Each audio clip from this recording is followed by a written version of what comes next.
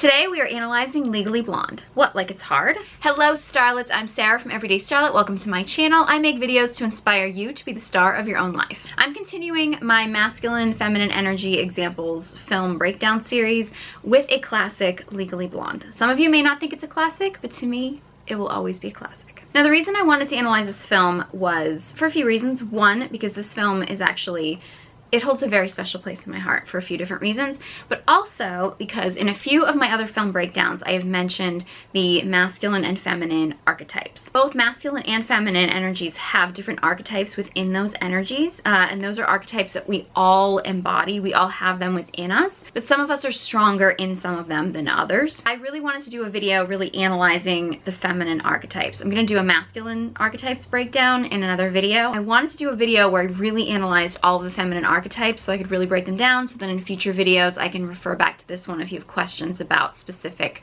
feminine archetypes. And the thing about Legally Blonde is, as much as it's kind of seen as this kind of like cutesy bubblegum film, the main character in this film, Elle Woods, actually embodies all of the feminine archetypes at different points throughout the film so perfectly that I was like, this is the perfect movie for me to use to explain to you what all of the feminine archetypes are, and especially to see them all in the same character. I'm so excited. Let's get into this. If you're not familiar with the movie, I don't know who's not familiar with the movie, but if you're not familiar with the movie and you haven't watched it, watch this video and then totally go and watch it because it's an amazing movie. It follows Elle Woods, who is a blonde California sorority girl, and she gets into Harvard Law basically to chase the man who she believes is the love of her life, and goes through that whole kind of transformation process of finding out who she is basically by chasing a guy and finding herself. Not gonna lie, I actually feel like I have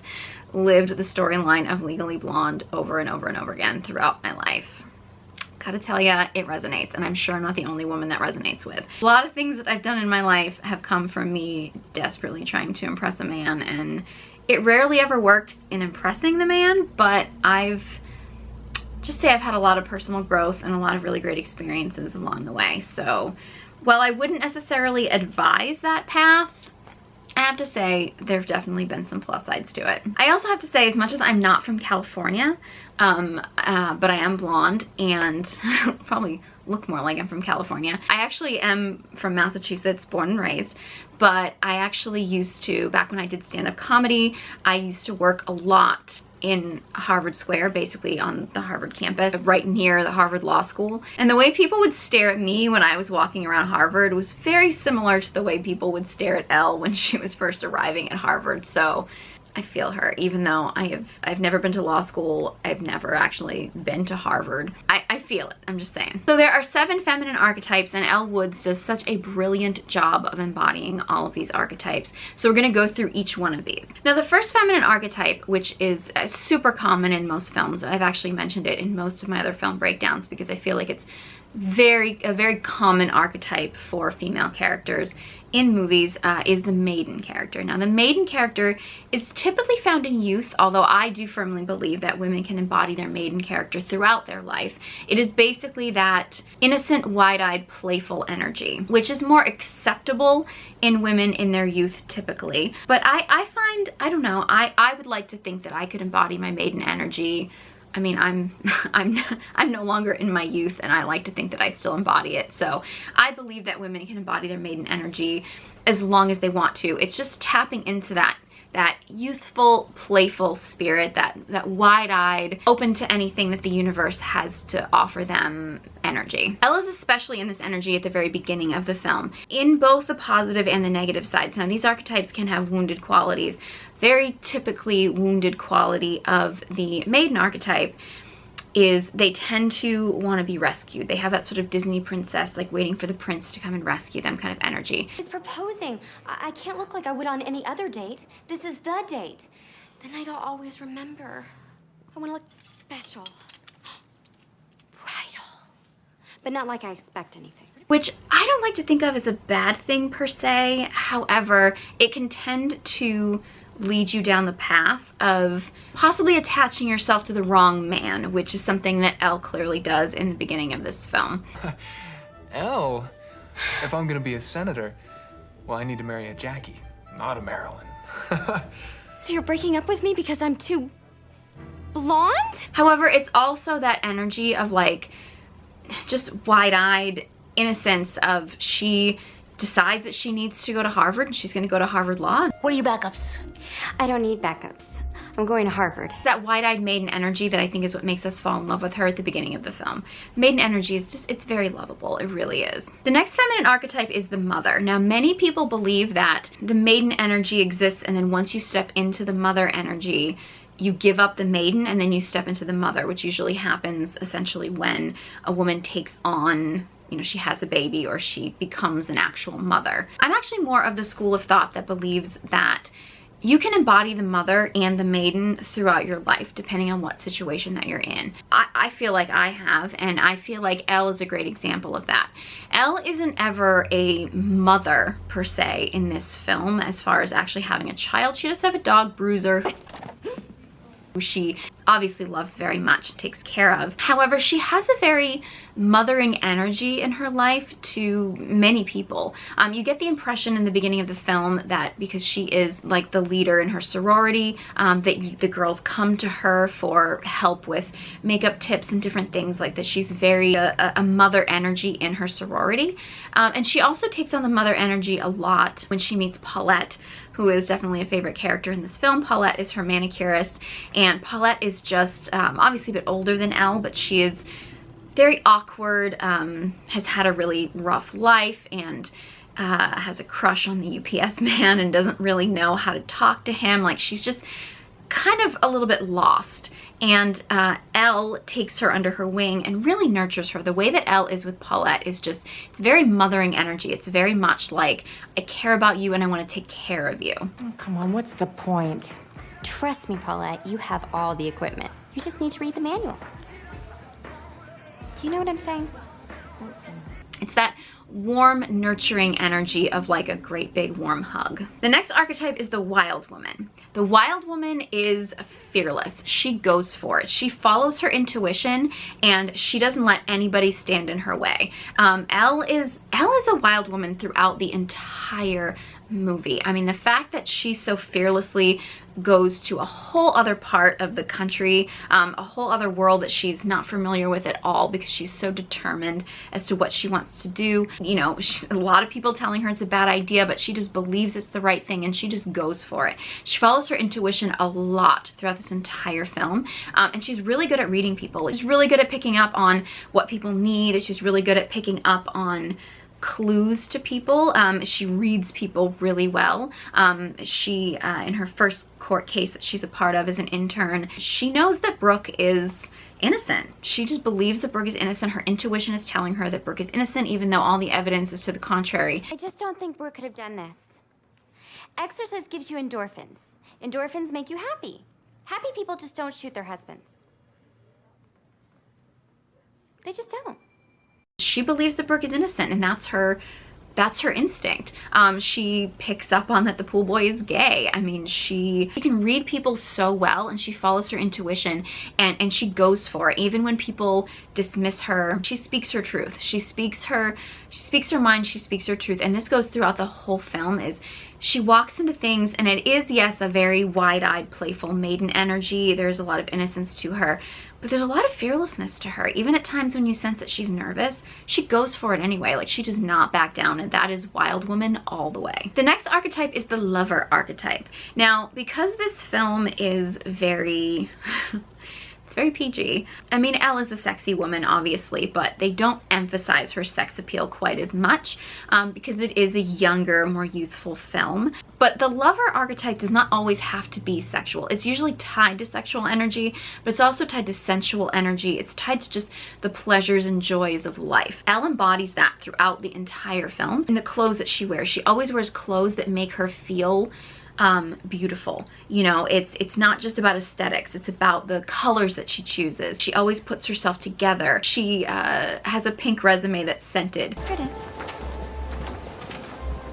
It's pink. Oh, and it's scented. I think it gives it a little something extra, don't you think? Okay, well, see you next class. Why? Because it makes her happy. I mean, it's joyful. She's all about that, the sensual pleasures and the joy. She decorates her dorm room the way she wants. She isn't following the sort of the path that everybody else is choosing of dressing the same and acting the same. She's following her own pleasures in life. When she gets stressed out, she goes to get her nails done, which is really about connecting to another person more than it is about her actually getting her nails done. Which that lover energy is very magnetic. It's very about like connecting with people. The way she walks, they comment in the movie about how she walks. She walks with the wiggle. That walking with the wiggle, moving your hips, it's very feminine energy and it's very sensual. It's very, very lover energy. And she knows how to turn it on when she tries to win Warner back and she decides to sunbathe outside in a bikini top. Like, she knows what she's doing. She's using her sex appeal. It's not in a it's not in a vulgar way, but it's in a very like sensual, yeah, I know you noticed me kind of way. That's pure lover energy right there. The next archetype is the wise woman. Elle starts embodying her wise woman. Like, you see glimpses of it in the beginning. You really get how smart she is from the very beginning of the film. You know, I mean, she comes across superficial, but when she confronts the sales girl who's trying to manipulate her, you can tell Elle knows her stuff. She may not have, you know, she knows fashion at the beginning of the film because she's a fashion major. You see this one? We just got it in yesterday. Oh, is this low viscosity rayon? Yes, of course. With a half loop top stitching on the hem? Absolutely. It's one of a kind. It's impossible to use a half loop top stitching on low viscosity rayon. It would snag the fabric. And you didn't just get it in. I saw it in the June Vogue a year ago. So if you're trying to sell it to me for full price, you picked the wrong girl. But as the film goes on, you start noticing how smart she actually is. It's just she has been sheltered in this world of kind of what many would call superficial knowledge. When she steps into the world of what is considered mainstream intellectual knowledge, she can embody that as well. It's just she was smart in certain areas only because those were the areas that she was exposed to. But when she's in another area of a different intellectual world, she's still incredibly intelligent. You see her evolution, you see her creative thinking. For one thing is, you know, when every time she is asked a question, she can flip it around to something else. I mean, she's got that creative thinking, she's quick on her feet. I have to wonder if the defendant kept a thorough record of every sperm emission made throughout his life. Interesting. Why do you ask? Well, unless the defendant attempted to contact every single one-night stand to determine if a child resulted in those unions, he has no parental claim over this child whatsoever. Why now? Why this sperm? I see your point. And for that matter, all masturbatory emissions where his sperm was clearly not seeking an egg could be termed reckless abandonment. I believe you've just won your case. And you see that wise woman come out in her more and more as she gets more confident in her intelligence as she goes through the process of law school. Next we have the Huntress.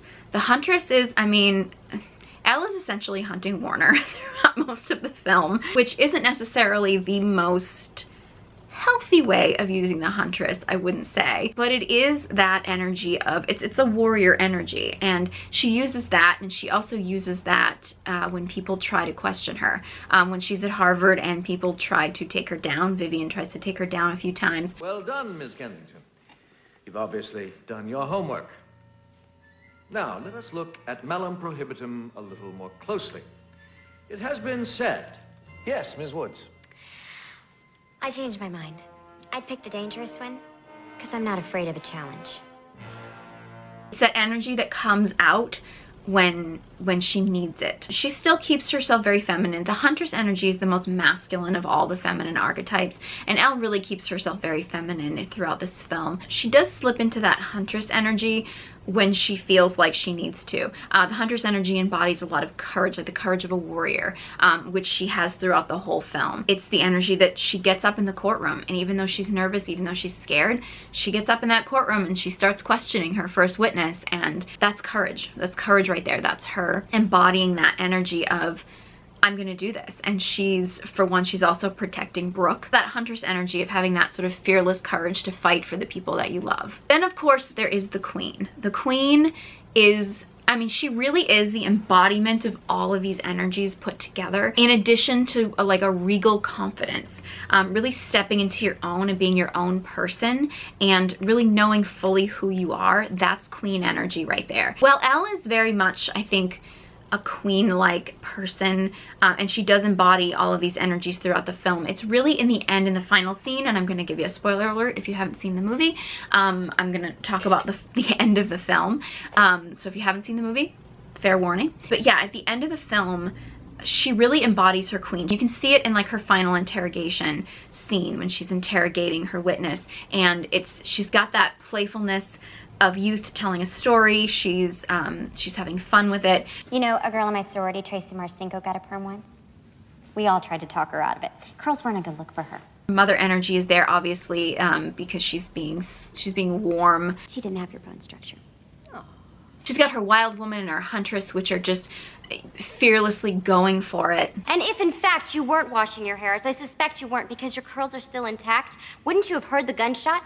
And if in fact you had heard the gunshot, Brooke Wyndham wouldn't have had time to hide the gun before you got downstairs, which would mean that you would have had to have found Mrs. Wyndham with a gun in her hand to make your story plausible. Isn't that right? She's in her power pink, in an outfit that makes her feel good, which embodies her lover energy. And her wise woman is actually using knowledge that she has from her old life and bringing it into her new life, and it's just tying everything together. How did you know that Chutney was lying? Because she's brilliant, of course. The rules of hair care are simple and finite. Any Cosmo girl would have known.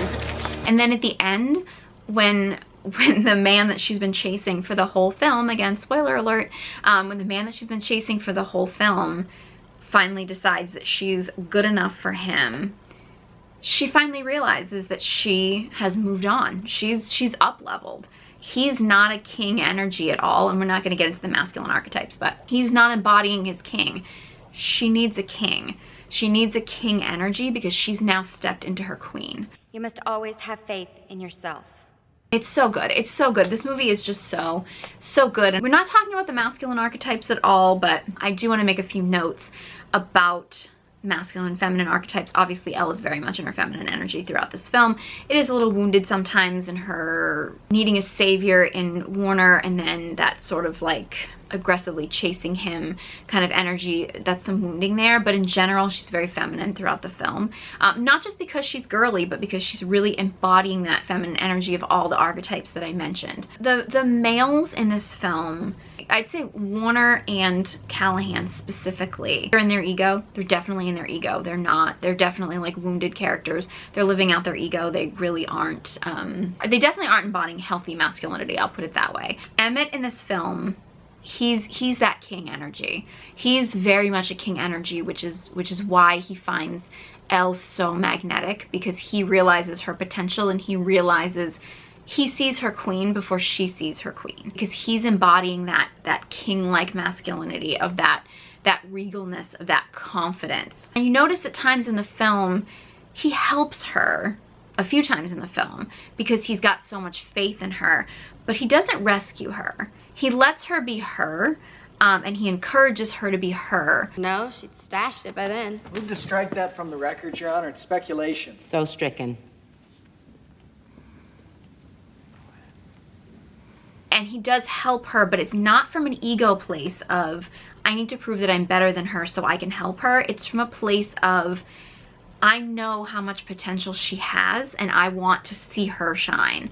And he doesn't find her shining to be a threat to him, because he is so rooted and grounded and confident in himself and in his abilities. I mean, Emmett isn't really a character that I think a lot of people focus on in this story, because this movie is really about Elle. But Emmett really is just a beautiful example of healthy masculinity.